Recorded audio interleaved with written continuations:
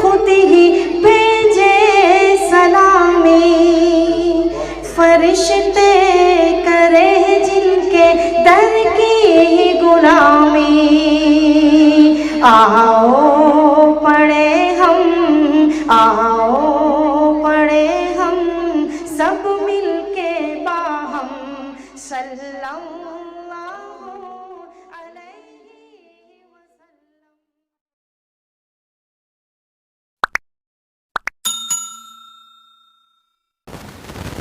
الحمد للہ الحمد للہ وکفى وسلام علی عباده الذین اصطفى، اما بعد فاعوذ باللہ من الشیطان الرجیم، بسم اللہ الرحمن الرحیم۔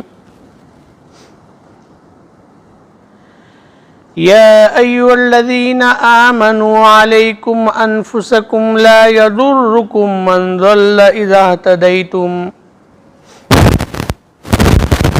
إلى الله مرجعكم جميعا فينبئكم بما كنتم تعملون۔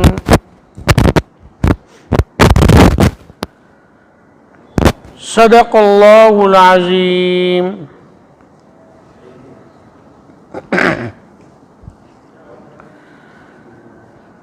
بزرگان محترم اور برادران عزیز، قرآن کریم کی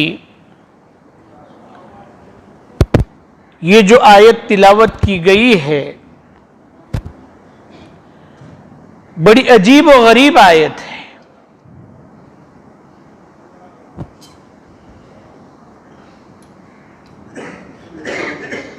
اس آیت میں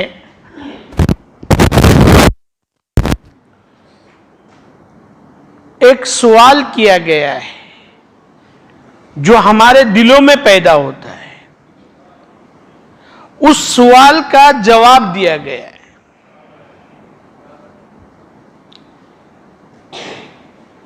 ایک سوال ہمارے دلوں میں پیدا ہوتا ہے،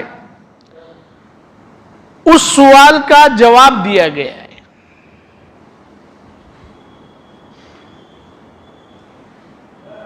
آج دنیا کے اندر اصلاح حال اور اصلاح معاشرہ کی بہت فکر کی جاتی ہے۔ کتنی تنظیمیں، کتنے ادارے اور کتنے واعظین، مقررین، مدارس، خانقاہیں، ہر ایک کو یہ فکر ہے کہ معاشرے کی اصلاح ہو اور ہر ایک انسان کا حال درست ہو۔ ہزاروں اور اس سے کہیں زیادہ لوگ اس کی فکر کر رہے ہیں، لیکن زندگی کا یہ پہیہ الٹا ہی چل رہا ہے، اور بدعملی کا بازار گرم ہے۔ جس کو دیکھو وہ یہ شکایت کر رہا ہے، جتنی کثرت سے اس کے اوپر کام کیا جا رہا ہے، اتنے ہی زیادہ بدعملی، بے احتیاطی، فسق اور فجور کے اندر ہم مبتلا ہیں۔ ماحول بد سے بدتر ہوتا جا رہا ہے اور امت کی کوششیں بڑھتے جا رہی ہیں۔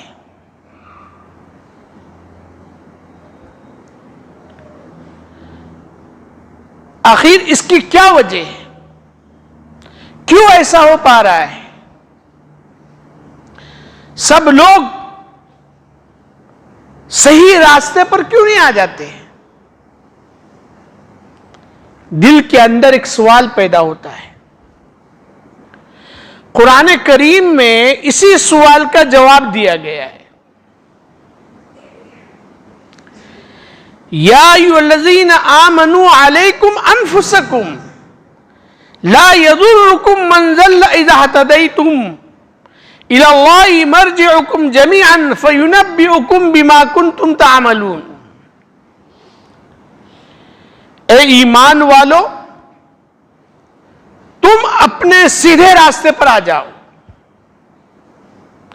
تم اپنے آپ کی خبر لو تو کسی اور کا گمراہ ہونا تمہیں کوئی نقصان نہیں پہنچائے گا. تم تمام کو اللہ کی طرف لوٹ کر جانا ہے، اور اللہ رب العزت وہاں پر بتلا دیں گے کہ تم کیا عمل کرتے تھے، کیا کام کرتے تھے. اس آیت میں ہمارے سوال کا جواب دیا گیا ہے. اللہ تعالیٰ فرماتے ہیں کہ تم اپنے آپ کی فکر کرو. جب بھی کوئی انسان یہ سوچتا ہے کہ معاشرہ صالح ہونا چاہیے اور وہ اس علم کو اٹھاتا ہے تو اس کی کوشش یہ رہتی ہے کہ سب لوگ خراب ہو گئے ہیں، ان کو درست کرنا ہے. لوگ بگڑ گئے ہیں، گناہوں میں مبتلا ہو گئے ہیں، ان کی مجھے اصلاح کرنی ہے. ابتدا انسان دوسرے سے کرتا ہے. قرآن یہ فرماتا ہے کہ تم اپنے آپ سے ابتدا کرے. اس لیے کہ معاشرہ یہ تمام لوگوں کے مجموعے کا نام ہے. اگر ہر ایک انسان یہ سوچے کہ سب سے پہلے میں اپنی اصلاح کر لوں، میرے اندر جو خرابی ہے، میرے اندر جو بگاڑ ہے، میں سب سے پہلے اس کو دور کروں. جب ہر ایک انسان کے دل میں یہ جذبہ اور یہ داعیہ پیدا ہوگا تو خود بخود معاشرے سے برائی ختم ہو جائے گی. جو انسان خود بیمار ہوتا ہے، جس کے پیٹ میں درد اور مروڑ اٹھ رہے ہیں، وہ دوسرے کی چھینکوں کی فکر نہیں کرے گا، دوسرے کی معمولی بخار کی فکر نہیں کرے گا.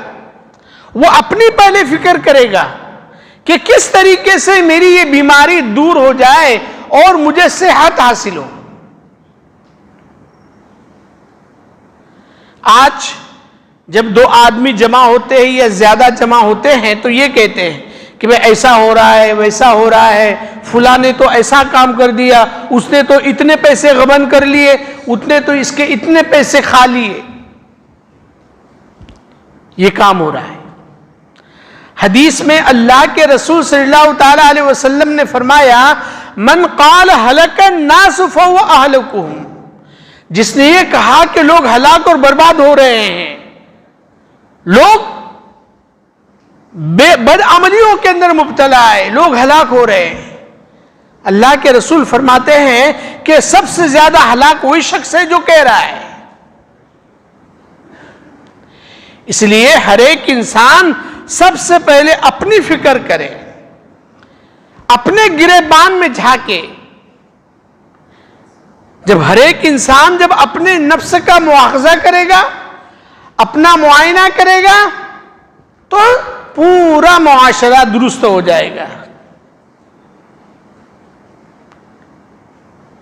لیکن ہوتا یہ ہے کہ اپنے آنکھوں میں، دوسروں کے آنکھوں میں تنکا نظر آ جاتا ہے، لیکن اپنے آنکھوں میں اگر بڑی شہتیر بھی ہو وہ بھی نظر نہیں آتی ہے.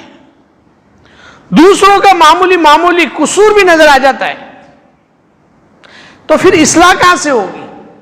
ہم جب ایک دوسرے کے عیوب کو دیکھیں گے، ایک دوسرے کے عیب نکالیں گے، ایک دوسرے کو برا بھلا کہیں گے، تو پھر معاشرے کی اصلاح کہاں سے ہوگی؟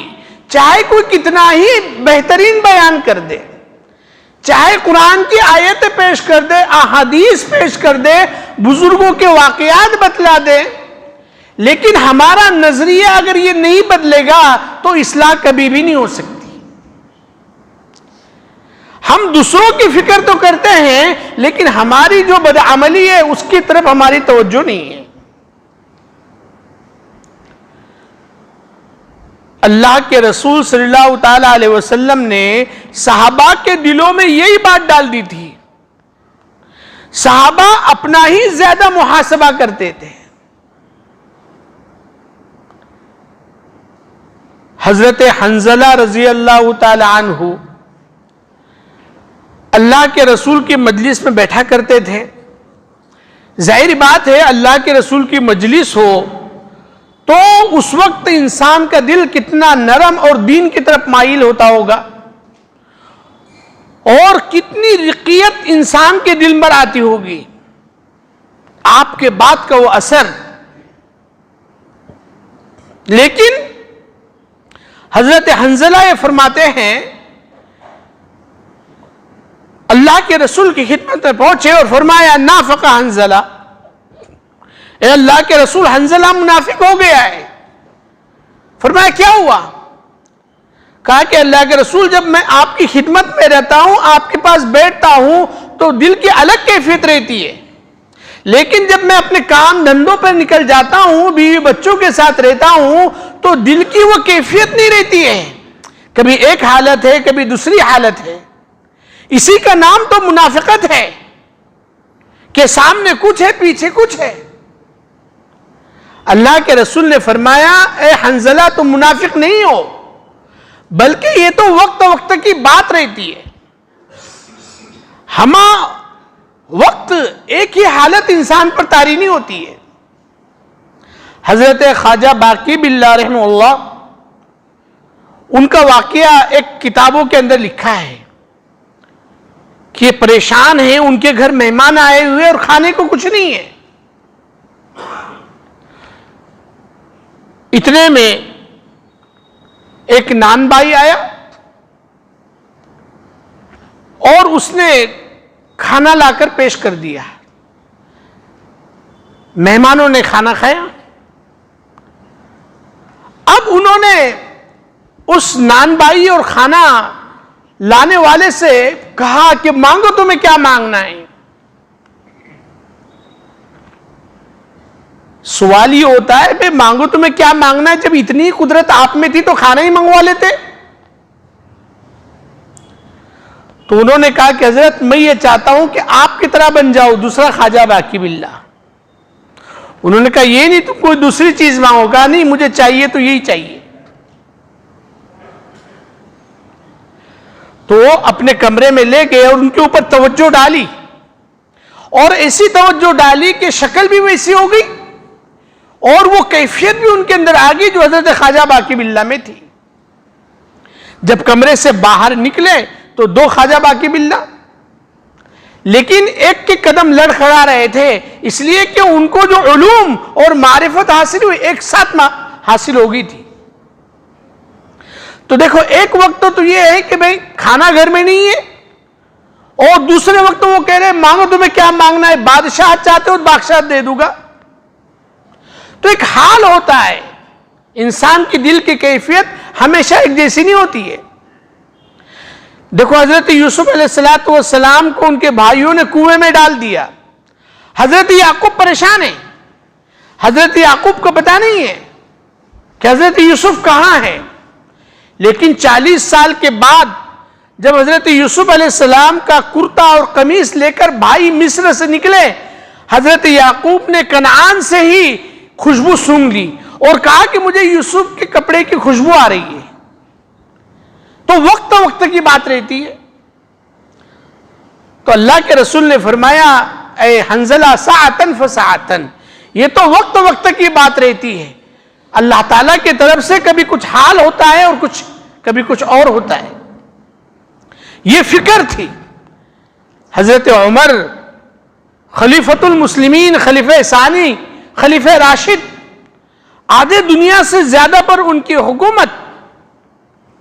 لیکن حضرت حذیفہ بن یمان سے پوچھ رہے ہیں کہ حذیفہ میں تمہیں اللہ کا واسطہ دے کر پوچھتا ہوں، بتائیے کہیں اللہ کے رسول نے میرا نام منافقین کی فہرست میں تو نہیں لکھ دیا. یہ اپنی فکر، اپنا مواخذہ. حضرت حذیفہ بن یمان یہ رازدار رسول صلی اللہ علیہ وسلم تھے. اللہ کے رسول نے آپ کو منافقین کی فہرست بتلاتی تھی اور لوگوں کو اتنا یقین تھا کہ جب کسی کا انتقال ہوتا اور حضرت حذیفہ بن یمان جنازے میں شریک ہوتے تو اس بات کی گارنٹی تھی کہ یہ مسلمان ہے. لیکن جب حضرت حذیفہ بن یمان کسی کے جنازے میں شریک نہیں ہوتے تھے تو لوگوں کو اس طرح شک ہو جاتا کہ یہ مسلمان یا منافق تو نہیں ہے. اتنا لوگوں کو یقین تھا. تو حضرت عمر یہ پوچھتے تھے کہ بتلائیے کہ اللہ کے رسول نے تو مجھے جنت کی بشارت دی ہے لیکن میرے فضائل بیان کیے ہیں، لیکن ہو سکتا ہے کہ میرے بعد کے اعمال کی وجہ سے وہ فضیلت میری ختم ہو گئی ہو. یہ فکر، اپنا جائزہ، اپنا مواخذہ. حضرت معاذ بن مالک اسلمی، ان سے گناہ سرزد ہو گیا. اللہ کے رسول کی خدمت میں پہنچے کہ اللہ کے رسول آپ مجھے پاک کر دیجئے. اللہ کے رسول نے چہرہ پھیر لیا، کہا اللہ کے رسول نہیں، مجھ سے گناہ ہو گیا ہے. کئی بار انہوں نے اقرار کیا، اس کے بعد ان پر حد جاری کی، ان کو سزا جاری کی گئی. کسی نے حضرت معاذ کے بارے میں غلط کلمات کہیں، اللہ کے رسول نے فرمایا تم نہیں جانتے اللہ نے ان کی کتنی بڑی مغفرت کر دی ہے کہ اگر ایک امت کو ان کی مغفرت تقسیم کر دی جائے تو ساری امت کی مغفرت ہو جائے. حضرت غامدیہ کے بارے میں آتا ہے، یہ صحابیہ ہے، ان سے گناہ ہو گیا. وہ اللہ کے رسول کی خدمت میں پہنچی، اللہ کے رسول نے چہرہ پھیر لیا. کہا کہ اللہ کے رسول میں نے گناہ کیا ہے، چہرہ پھیر دیا. کہا کہ بچہ میرے پیٹ میں ہے، اللہ کے رسول نے واپس بھیج دیا. یہاں تک کہ بچے کو لے کر آئی، کہا کہ یہ بچہ بڑا ہو جائے. پھر اس کے بعد واپس آئی کہ اس بچے کے ہاتھ میں روٹی کا ٹکڑا تھا. اللہ کے رسول نے اس کے بعد سزا جاری کی. تو یہ اپنا مواخذہ، اپنی فکر صحابہ کرام کے دلوں میں کتنی زیادہ تھی. حضرت ذوالنون مصری رحمہ اللہ بہت بڑے اولیاء اللہ میں سے، بڑا اونچا مقام ہے ان کا اولیاء میں. ایک مرتبہ کچھ لوگ ان کے پاس آئے کہ حضرت بارش نہیں ہو رہی ہے، آپ دعا فرمائیے کہ اللہ تعالیٰ بارش نازل کرے. حضرت ذوالنون مصری رحمہ اللہ نے فرمایا کہ بارش گناہوں کی نحوست کی وجہ سے رک جاتی ہے، لہذا توبہ اور استغفار کریں اور جو گناہگار بندہ ہے وہ اس بستی سے باہر چلا جائے. اور اس کے بعد فرمایا کہ اس بستی میں سب سے زیادہ گناہگار بندہ میں ہوں، چنانچہ مجھے بستی سے باہر جانا چاہیے. تو کیا وہ واقعتاً گناہگار تھے؟ نہیں، بلکہ ان کو اپنی فکر تھی. وہ اللہ والوں کو ذرا ذرا بات کی بڑی فکر ہوتی تھی. ایک فاسق آدمی ہوتا ہے، وہ گناہ کو ایسے سمجھتا ہے کہ اس کے چہرے پر مکھی بیٹھ گئی، اس کو ہٹا دیا. اور ایک اللہ کا ولی ہوتا ہے، اگر کوئی خلاف اولا بات بھی اس سے صادر ہو جاتی تو یہ سمجھتا ہے کہ گویا پہاڑ اس کے سر پر ٹوٹ پڑا ہے. تو اپنی فکر ہونا چاہیے. اور جس بات کی ہم دوسروں کو دعوت دے رہے ہیں اس سے پہلے ہمارے اندر اس پر عمل ہونا چاہیے، تب جا کے ہماری باتوں کا بھی اثر ہوتا ہے.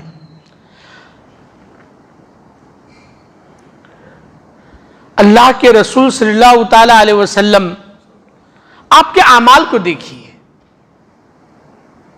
علامہ ابن جوزی بہت بڑے عالم ہیں، جب یہ بیان کرتے تھے تو بیان کے بعد 900 آدمی آپ کے ہاتھ پر گناہوں سے توبہ کیا کرتے تھے. آج تو مقرر بیان کرتا ہے، کوئی ایک آدمی بھی توبہ کے لیے نہیں آتا ہے. حالانکہ ان کی کوئی ایسا نہیں کہ بڑی فصیح اور بلیغ عربی میں تقریر کرتے تھے، بس وہی سیدھے سادے الفاظ ہیں، لیکن بات دل سے نکلتی تھی. جو بات دل سے نکلتی ہے اثر رکھتی ہے، پر نہیں طاقت پرواز مگر رکھتی ہے. تو دل سے بات نکلنا چاہیے، اس کے اوپر ہمارا خود کا پہلے عمل ہونا چاہیے۔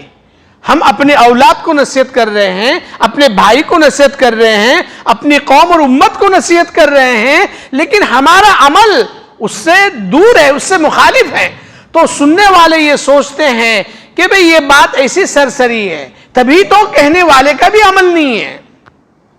اللہ کے رسول صلی اللہ تعالیٰ علیہ وسلم نے امت کو 5 وقت نمازوں کا حکم دیا ہے، لیکن اللہ کے رسول کا کیا معمول تھا؟ آپ یہ نمازیں پڑھتے تو تھے ہی، اس کے علاوہ چاشتہ کی نماز پڑھ لی، اشراق کی نماز پڑھ لی، تہجد کی نماز پڑھ لی، اور پتہ نہیں کتنی نمازیں آپ پڑھتے تھے۔ اذا حضرہ امر صلی، جب بھی کوئی مصیبت پریشانی ہوتی آپ نماز کے لیے دوڑتے، آپ نماز پڑھتے۔ حتیٰ تورمت قدمہ، اللہ کے رسول اتنی نماز پڑھتے رات میں کہ آپ کے قدم مبارک پر ورم آ جاتا، سوجن آ جاتی۔ امت کو تو کہا کہ 5 نمازیں پڑھے، اور آپ کتنی نمازیں پڑھتے تھے؟ امت کو تو حکم دیا زکوٰۃ دینے کا کہ 40واں حصہ یعنی 2.5% زکوٰۃ دینے کا حکم دیا، لیکن اللہ کے رسول کا کیا معمول تھا؟ جب بھی کوئی مال آتا تھا سارا کا سارا صدقہ کر دیتے تھے۔ ایک مرتبہ اللہ کے رسول مصلی پر تشریف لے گئے، تکبیر ہو چکی ہے، واپس آئے، اور تھوڑی دیر کے بعد میں پھر واپس مصلی پر تشریف لے گئے، نماز پڑھائی۔ صحابہ نے عرض کیا اللہ کے رسول آج کچھ نئی بات پیش آئی ہے کہ آپ مصلی پر تشریف لے گئے، تکبیر بھی ہو چکی تھی، پھر واپس آپ گھر تشریف لے گئے اور پھر آئے۔ فرمایا بات اصل یہ ہے کہ میرے محراب میں، گھر کے طاق میں 7 دینار رکھے ہوئے تھے، میں محمد پیغمبر صلی اللہ علیہ وسلم کے لیے مناسب نہیں تھا کہ میں اللہ کے سامنے کھڑے ہو جاؤں اور میرے گھر میں 7 دینار جو زائد پڑے ہوئے رہے، اس لیے میں پہلے اس 7 دینار کو میں نے راستے لگایا، پھر اس کے بعد میں نے نماز پڑھائی۔ تو اللہ کے رسول کا معمول کیا تھا؟ یہی تو وجہ ہے کہ 23 سال کی مختصر زندگی میں سارے عرب کے اندر اسلام پھیل چکا تھا،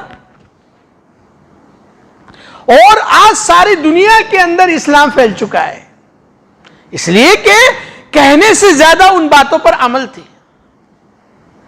آپ نے امت کو 1 مہینے روزہ رکھنے کا حکم دیا، لیکن اللہ کے رسول کا کیا معمول تھا؟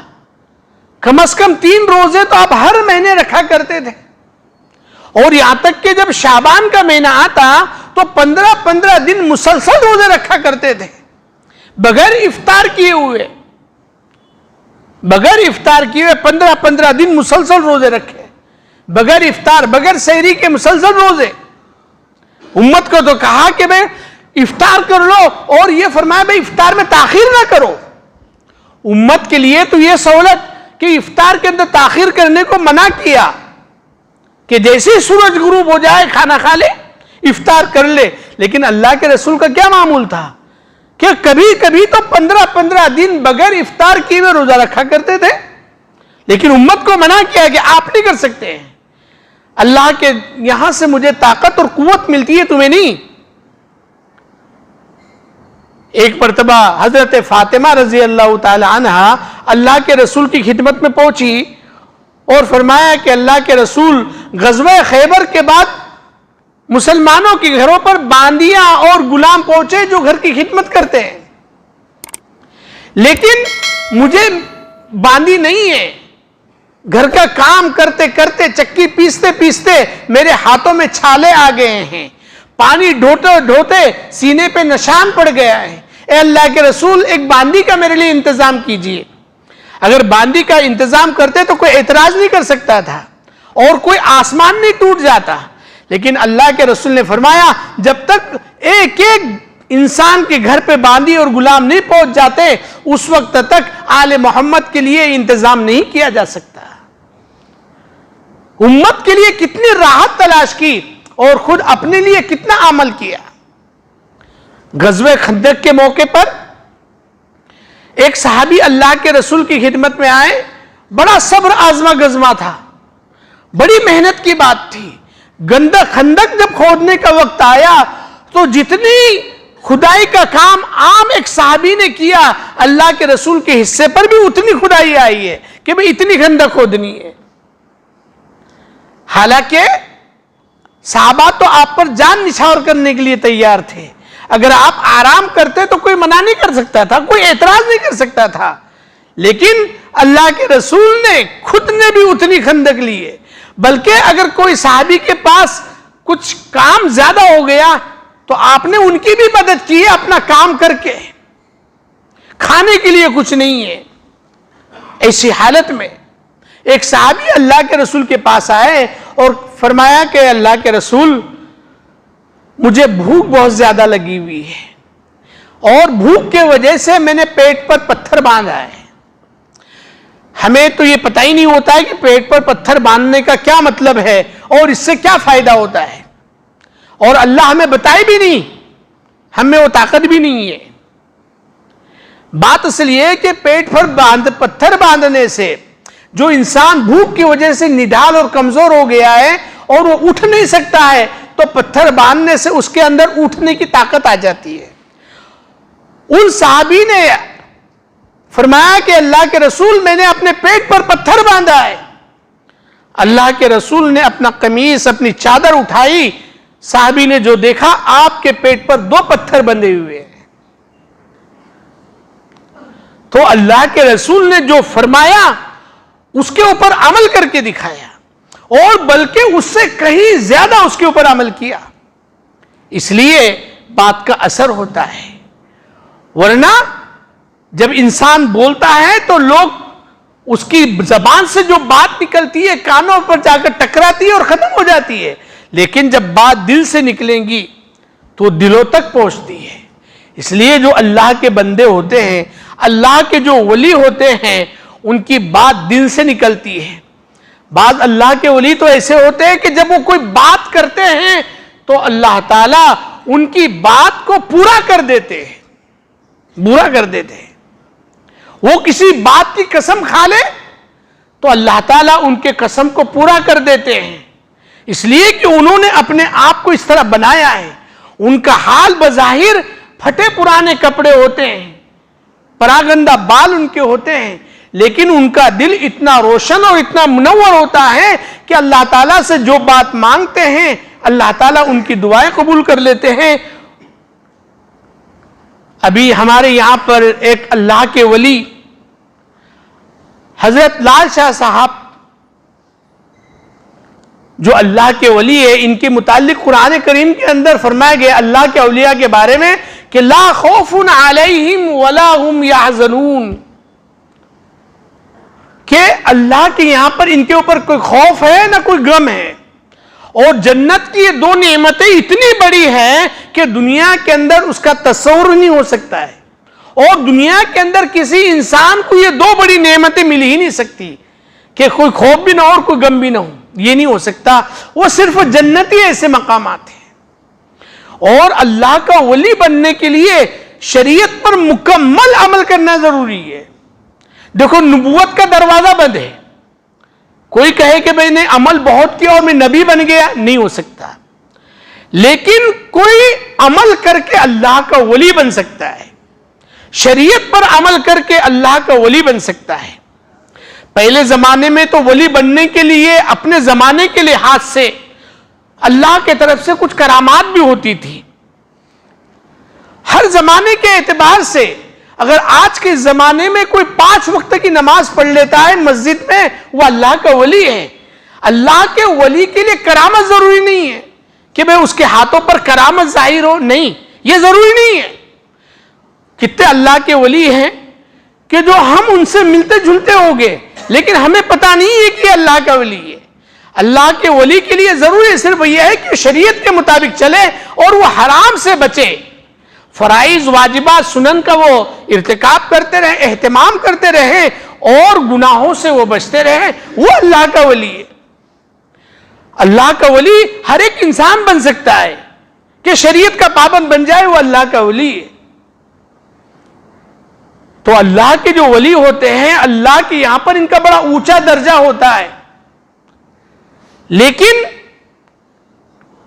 کبھی ایسا ہوتا ہے کہ ہم ان کے درجات کو نہیں پہچانتے ہیں اور ان کے ساتھ جو ہمارا معاملہ اور جو سلوک ہونا چاہیے وہ نہیں ہوتا ہے. ایک صحابی اللہ کے رسول کی خدمت میں آئے اور فرمایا اللہ کے رسول میں فلاں جگہ گیا تھا, وہاں کے لوگ اپنے بادشاہ کو سجدہ کرتے ہیں. اے اللہ کے رسول میرا جی یہ چاہتا ہے کہ میں آپ کو سجدہ کروں اس لیے کہ آپ اس کے لائق ہے کہ آپ کو سجدہ کیا جائے. اللہ کے رسول نے منع فرمایا کہ سجدہ اللہ کے علاوہ کسی کے لیے جائز نہیں ہے. یہ جو انسان کا جو سر ہے, سر اللہ ہی کے سامنے جھک سکتا ہے, اللہ کے علاوہ کسی کے سامنے سجدہ کرنا جائز نہیں ہے. سجدہ کرنا یہ شرک اور کفر ہے, شرک ہے. یہاں تک کہ جو سجدے تعظیمی ہیں کہ بھئی کوئی شخص یوں کہے کہ بھئی ہم سجدہ عبادت کے لیے نہیں کر رہے ہیں بلکہ ہمارے دل میں اللہ کے ولی کی عظمت ہے اس لیے ہم ان کے سامنے جھک رہے ہیں, تو یہ بات یاد رکھو سجدے تعظیمی بھی جائز نہیں ہیں. پہلی شریعتوں کے اندر جائز تھا کہ حضرت آدم علیہ السلام کو فرشتوں نے سجدہ کیا, حضرت یوسف علیہ السلام کو ان کے والدین ان کے بھائیوں نے سجدہ کیا. پہلی شریعت کے اندر سجدے تعظیمی جائز تھا, اور یہ شرک کا سجدہ تو کسی بھی امت میں جائز نہیں رہا ہے. اللہ کے رسول صلی اللہ تعالی علیہ وسلم نے صاف طور پر فرما دیا ہے کہ میری قبر کو عیدگاہ مت بناؤ. ایسا نہیں کہ میری قبر پر آ کر اس طریقے سے میلے ٹھیلے وغیرہ لگاؤ, شریعت کو مانو. اگر صحیح مسلمان بننا ہے, اللہ کا ولی بننا ہے, ولایت کا دروازہ بننی ہے. اللہ کے رسول نے فرمایا اگر سجدہ کسی کو جائز ہوتا تو میں بیوی کو کہتا کہ شوہر کو سجدہ کرے, لیکن سجدہ جائز ہی نہیں ہے. سجدہ پیغمبر کو بھی جائز نہیں ہے. اس لیے اللہ کے رسول نے پیغمبر اگر حیات ہے ان کے لیے بھی سجدے جائز نہیں ہے, پیغمبر اگر اپنی قبر میں چلے جائے ان کے لیے بھی سجدہ جائز نہیں ہے.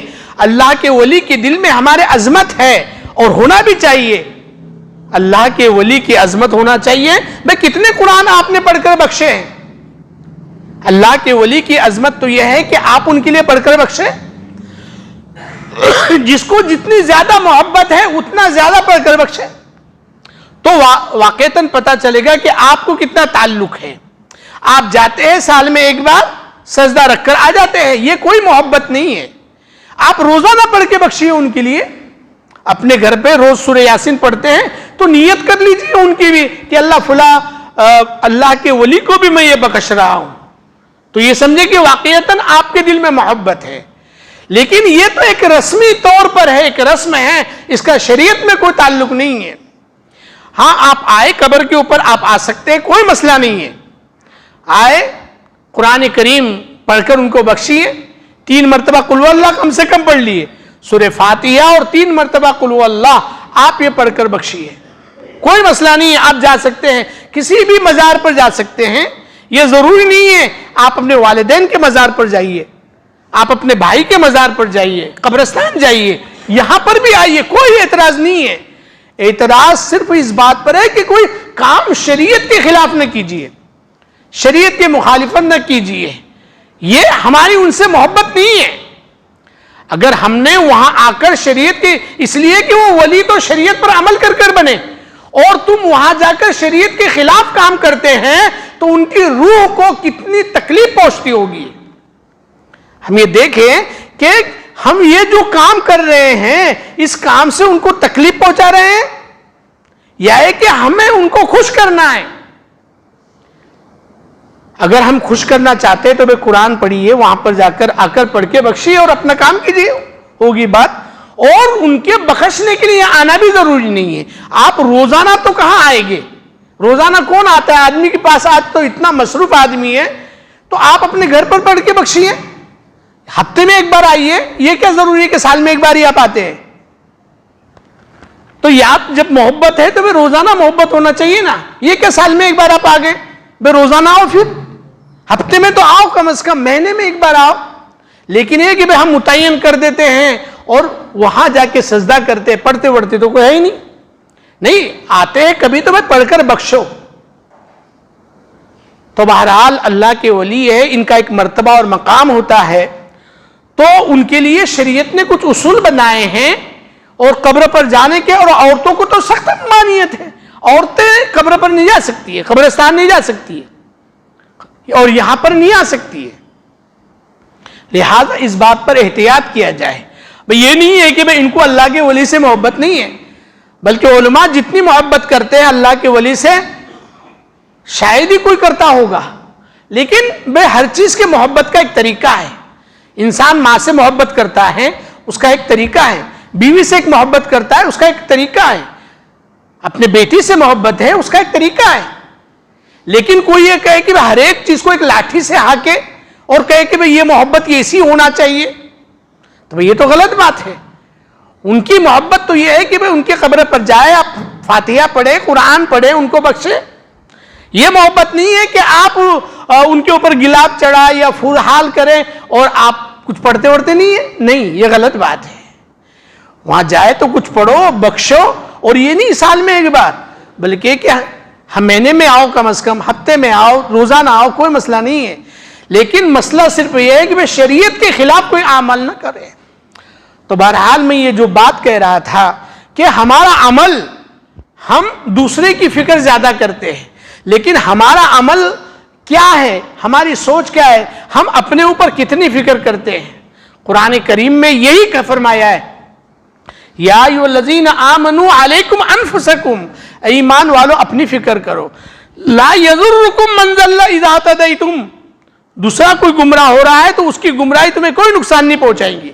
دیکھو اس آیت کا مطلب یہ ہے کہ آپ نے اپنے بھائی کو جو امر بالمعروف کرنا تھا، نہی عن المنکر کرنا تھا، اور آپ کر چکے، ان کو سمجھا چکے، لیکن اس کے باوجود اب وہ کوئی گناہ کے کام میں مبتلا ہوتے ہیں تو اب فکر چھوڑو، اب اپنی فکر کرو۔ اپنی فکر تو پہلے بھی کرنا ہے، اور دوسروں کو جو دعوت کی آپ نے، ان کو سمجھایا، منایا، اور وہ نہیں مانتے تو اب اس کی چھوڑو، اب تمہارے سے اس کا سوال نہیں ہوگا۔ یہ مطلب ہے کہ دوسروں کی گمراہی تمہیں نقصان نہیں پہنچائیں گی، یعنی تم نے ان کو دین کی بات پہنچائی، ان کو سمجھایا جس طریقے سے سمجھانا تھا، اور پھر بھی وہ نہیں مانتے، اب چھوڑو، اب اپنی فکر کرو۔ تو بہرحال اللہ تعالی ہمیں ان باتوں پر کہنے سننے سے زیادہ عمل کرنے کی توفیق عطا فرمائے۔ آمین وآخر دعوانا الحمدللہ رب العالمین۔